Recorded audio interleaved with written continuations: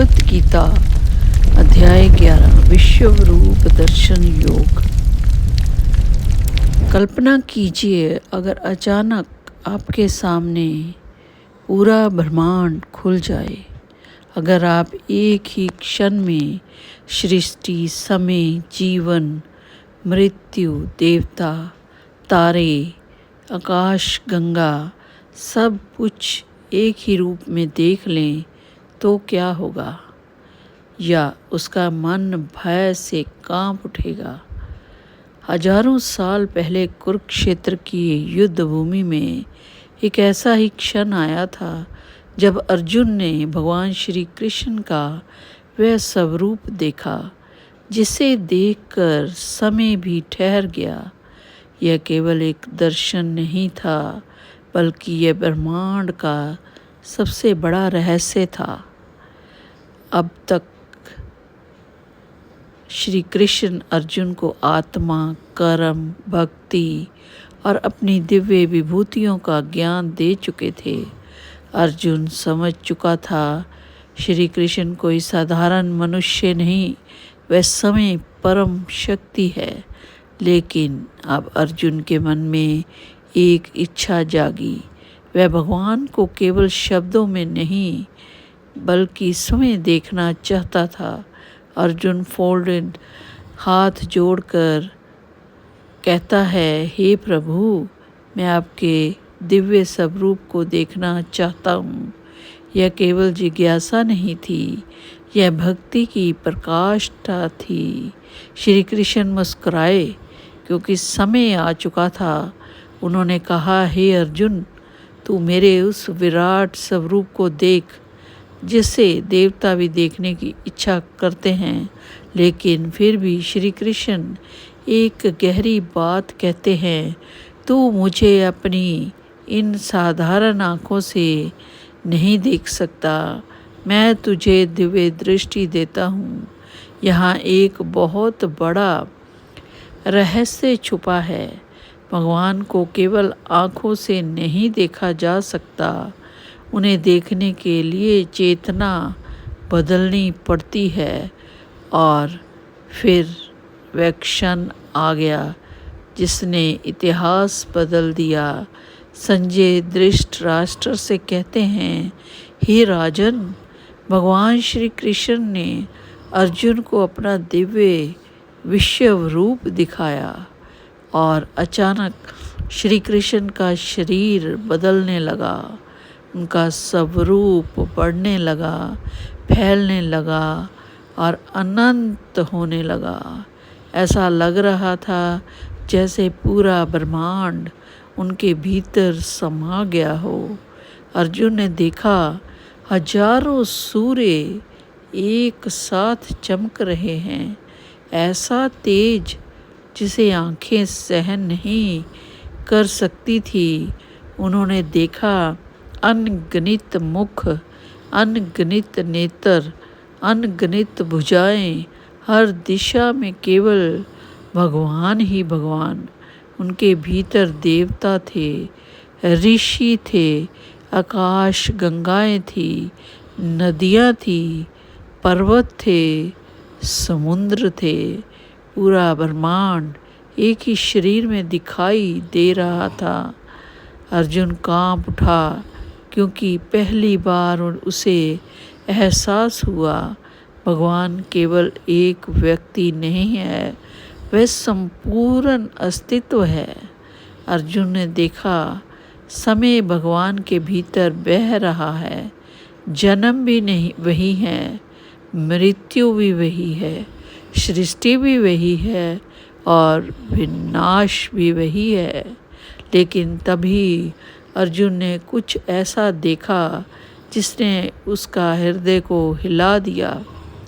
उसने देखा महान योद्धा भीष्म, द्रोणाचार्य, कर्ण और हजारों सैनिक भगवान के अभिनय मुख में प्रवेश कर रहे हैं, जैसे पतंगे आग में जलने के लिए दौड़ते हैं। वैसे ही सब मृत्यु की ओर जा रहे थे। अर्जुन भय से कांपने लगा। उन्होंने कहा, हे देवेश, मैं आपके भीतर सभी योद्धाओं को नष्ट होते देख रहा हूँ। अब अर्जुन समझ चुके थे यह युद्ध केवल इंसानों का नहीं, समय का निर्णय है। तभी भगवान भी श्री कृष्ण ने यह वचन देकर कहा, जो पूरी गीता के सबसे शक्तिशाली वचनों में से एक है, वो है मैं समय हूँ, जो संसार का विनाश करने आया हूँ। यह सुनकर अर्जुन का शरीर कांप उठा, और क्योंकि अब उन्हें समझ आ गया था समय से बड़ा कोई नहीं, राजा, योद्धा, धन, शक्ति सब समय के सामने समाप्त हो जाते हैं। आज भी इंसान सोचता है मैं बहुत ही शक्तिशाली हूँ, मैं सब कुछ नियंत्रित कर सकता हूँ, लेकिन समय सबको झुका देता है। और यही है विश्व रूप का सबसे बड़ा संदेश, अहंकार व्यर्थ है। अब अर्जुन पूरी तरह से टूट चुका था। जो अर्जुन पहले ही श्री कृष्ण को मित्र कहकर बुलाते थे, अब भय से और भक्ति से कांपते हुए बोले, हे प्रभु, मैंने आपको मित्र समझकर जो भी कहा, अगर मुझे कोई भूल हो गई हो तो मुझे क्षमा कर दीजिए। यह केवल भय नहीं था, यह आत्मा का जागरण था। अर्जुन समझ चुके थे भगवान को केवल समझा नहीं जा सकता, बल्कि उन्हें महसूस करना पड़ता है।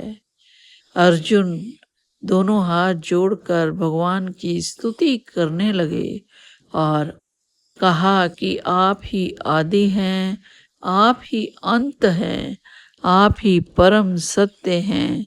उनकी आंखों में आंसू बह रहे थे, और क्योंकि अब उनके भीतर का अहंकार पूरी तरह समाप्त हो चुका था, और जहाँ अहंकार समाप्त होता है वहीं से भक्ति की शुरुआत होती है।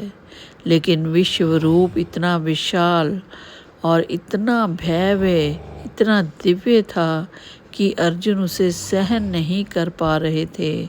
उन्होंने कांपती आवाज में कहा, हे प्रभु, कृपया अपने उस सौम्य रूप में वापस आ जाएं।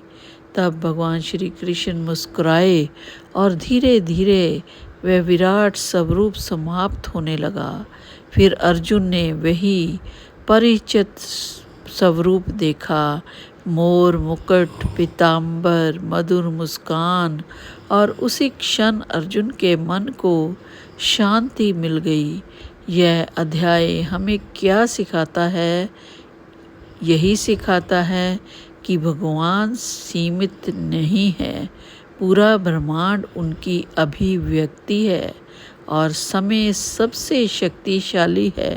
अहंकार नष्ट हो जाता है, भक्ति इंसान को भगवान तक पहुंचाती है। आज इंसान दुनिया की छोटी छोटी चीज़ों में उलझा हुआ है, धन, प्रतिष्ठा, अहंकार, लेकिन विश्व रूप दर्शन हमें याद दिलाता है हम सब इस विशाल ब्रह्मांड का एक छोटा सा हिस्सा हैं। और जिस दिन इंसान ये समझ लेता है कि उस दिन उसका डर खत्म होने लगता है। अगर जीवन में कभी अहंकार आए तो आकाश की ओर देखना, तारे देखना, समुंदर देखना, पहाड़ देखना और महसूस करना इस ब्रह्मांड के पीछे एक दिव्य शक्ति है, और वही शक्ति जो अर्जुन के साथ थी और वही शक्ति आज भी हमारे साथ हैं। और यही था भागवत गीता अध्याय 11 विश्व रूप दर्शन योग का दिव्य रहस्य। जय श्री कृष्ण, जय श्री राधे। कमेंट में जरूर लिखें।